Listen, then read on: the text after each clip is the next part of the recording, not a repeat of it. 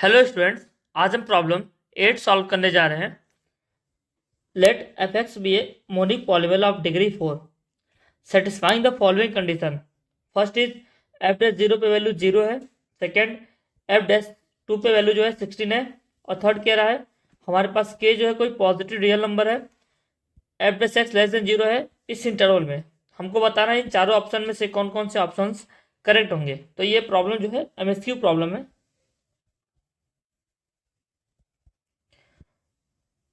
तो चलिए हम इसको सॉल्व करते हैं। तो हमारे पास क्या दिया है, एफ एक्स एक मोनिक पॉलीनोमियल है डिग्री 4 का। इसका मतलब क्या हुआ, जो एफ का लीडिंग कोफिशिएंट है वो क्या होगा, 1 होगा। तो हम इसको लेट करते हैं। हम लेट जो हमारा एफ एक्स है वो हम एज्यूम करते हैं एक्स की power 4 plus b x cube plus c x square plus d x plus e ना।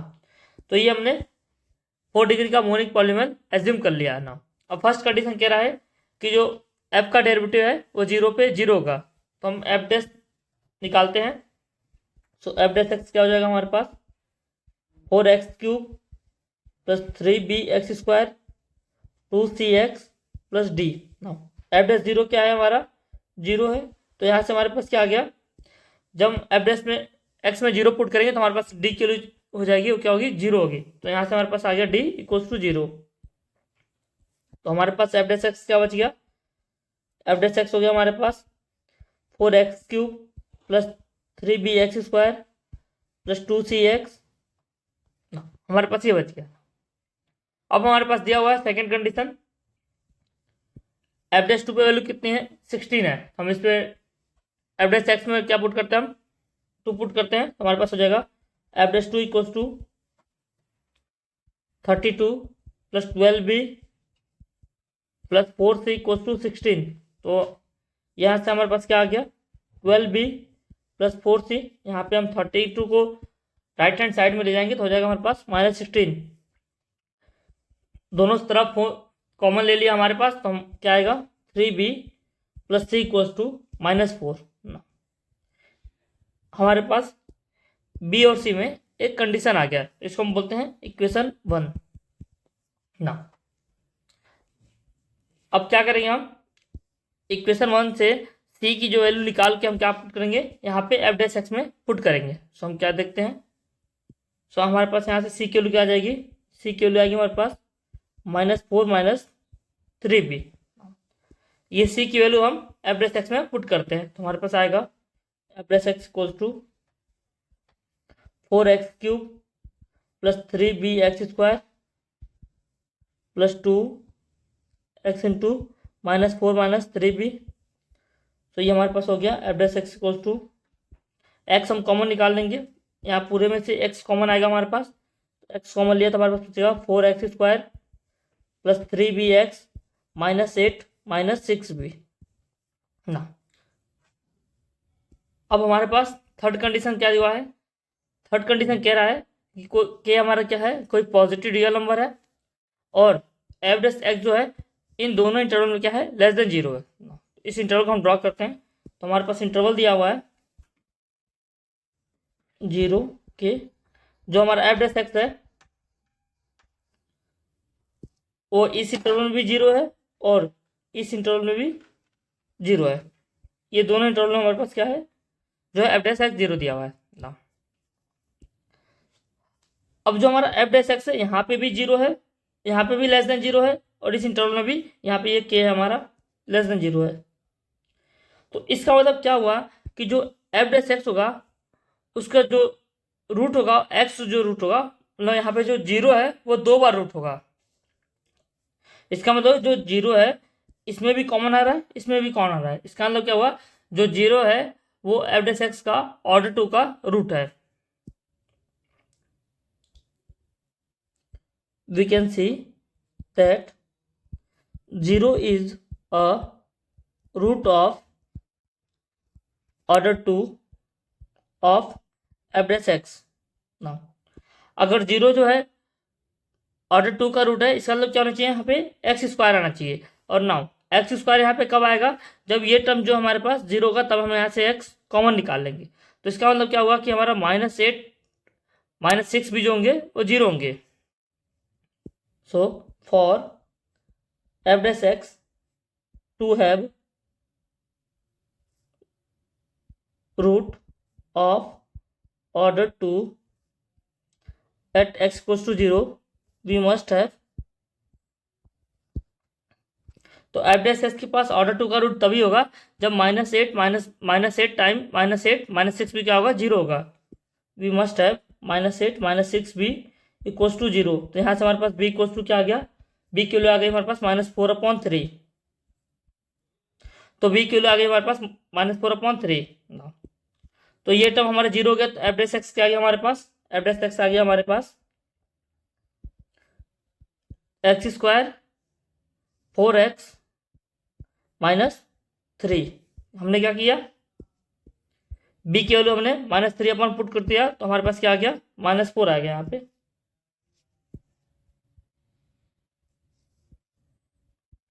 (4x - 4) नाउ ये हमारे पास आ गया x², 4 कॉमन निकाल दिया तो हमारे पास x - 1। नाउ जो एफ डैश एक्स के रूट होंगे क्या होंगे, root of f dash x are, इसके रूट क्या क्या है, 0 0 एंड 1।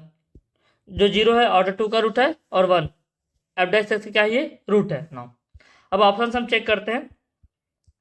तो ऑप्शन 1 में कह रहा है जो एफ डैश एक्स को 0 है उसके पास 1 रियल रूट होगा ओपन 0 to 2 में, और हमारे पास यहाँ पे 1 रियल रूट आ रहा है क्या, चूंकि 1 है तो ऑप्शन ए जो है करेक्ट है। तो ऑप्शन ए जो है यहाँ पे करेक्ट है। ना ऑप्शन बी देखते हैं क्या कह रहा है, ये function f x as a local maximum कह रहा है। जो फंक्शन एफ एक्स है उसके पास क्या है, लोकल मैक्सिमम है। तो देखते हैं हम, जो हमारे पास एफ डैश एक्स है वो क्या है हमारे पास, वो आया 4 टाइम्स x² x - 1।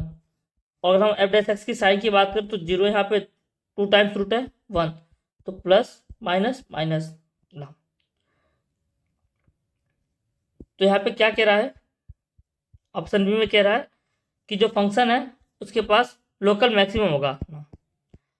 अगर हम देखें तो यहाँ पे एफ डैश एक्स जो है यहाँ से नेगेटिव साइन है और यहाँ पे पॉजिटिव साइन है। मतलब क्या हुआ कि एफ डैश फंक्शन जो है वो 1 तक डिक्रीजिंग है और 1 के बाद इंक्रीजिंग है। इसका मतलब क्या हुआ कि जो 1 होगा ये क्या होगा, पॉइंट ऑफ लोकल मिनिमा होगा, मतलब इसके पास कोई भी मैक्सिमम अटेंड नहीं होगा। तो ऑप्शन बी जो है इनकरेक्ट होगा।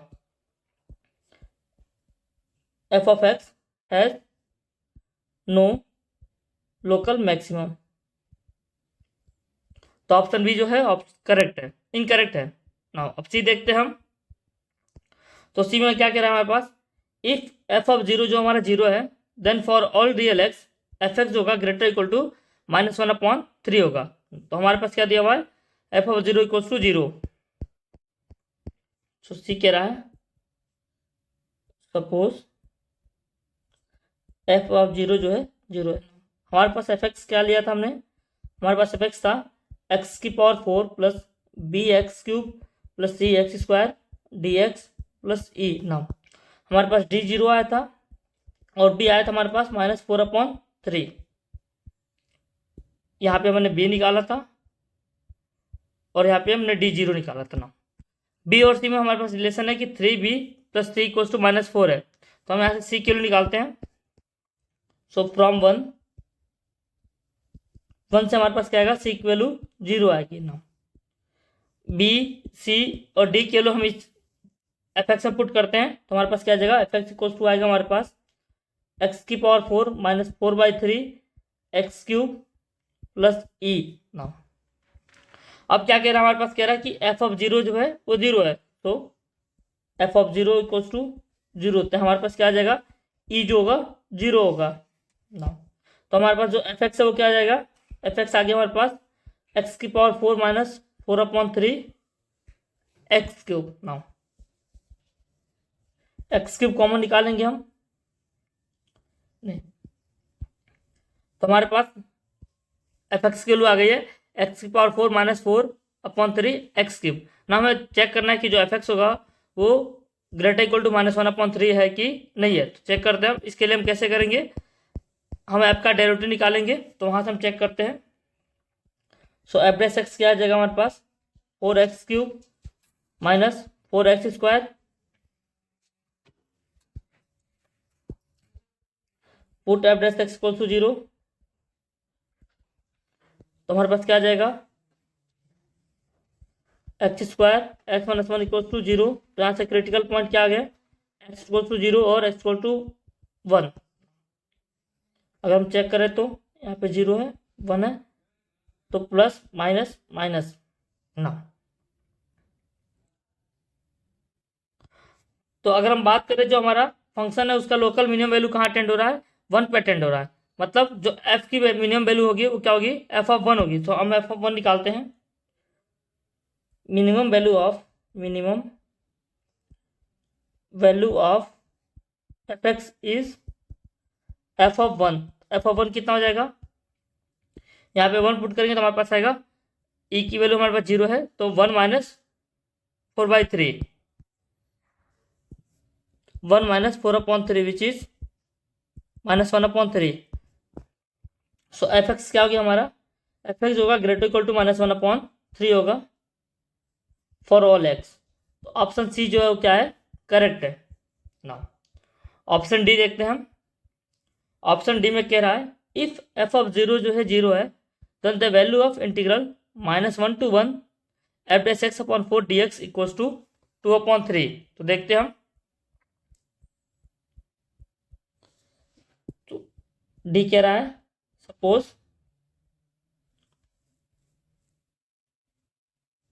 एफ ऑफ जीरो जो है वो जीरो है, तो हमारे पास एफ एक्स क्या था, हमारे पास एफ एक्स हमारे पास था एक्स की power four minus four upon three x cube, x की power four minus four upon three x cube. F dash x हमारे पास आया था four x cube minus four x square ना। अब हमें इसे इसका इंटीग्रल निकालना है, तो minus one to one f dash x upon four d x का मॉड, ये निकालना एक बार चेक कर लेते हैं हम। हाँ ना, एफ डैश एक्स के लिए पुट करते हैं हम, तो हमारे पास आएगा minus one to one x cube minus x square d x का mod. X cube odd function है, तो इसका इंटीग्रल माइनस वन से वन क्या हो जाएगा, जीरो हो जाएगा। तो हमारे पास बचेगा two times integral zero to one x square d x. तो ये कितना हो गया हमारे पास, ये हो गया हमारे पास टू बाई थ्री।